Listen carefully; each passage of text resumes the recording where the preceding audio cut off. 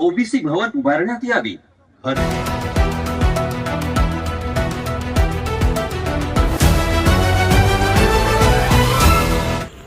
देवळी येथे मंडळ यात्रेतून जनजागृती. मंडळ यात्रेचे हे 6वे वर्ष. 6व्या वर्षी लढली जाते अंतिम लढाई.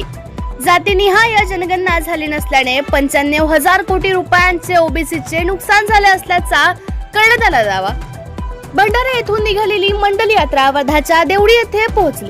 येथून पुढे ती यवतमाळ, वाशिम येथे जाणार आहे. ओबीसीच्या जनजागृतीसाठी ही यात्रा असून या यात्रेत वर्ध्यातील काँग्रेस तसेच इतर विविध सामाजिक संघटनांचे पदाधिकारी आणि कार्यकर्ते देखील सहभागी झाले.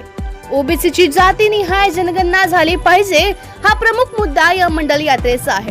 गेल्या 90 वर्षांपासून जातीनिहाय जनगणना झाली नसल्याने महाराष्ट्रात ओबीसी समाज बांधवांचे 95,000 कोटी रुपयांचे नुकसान झाले असल्याचा दावा यात्रा प्रमुख उमेश कोराम यांनी केला आहे.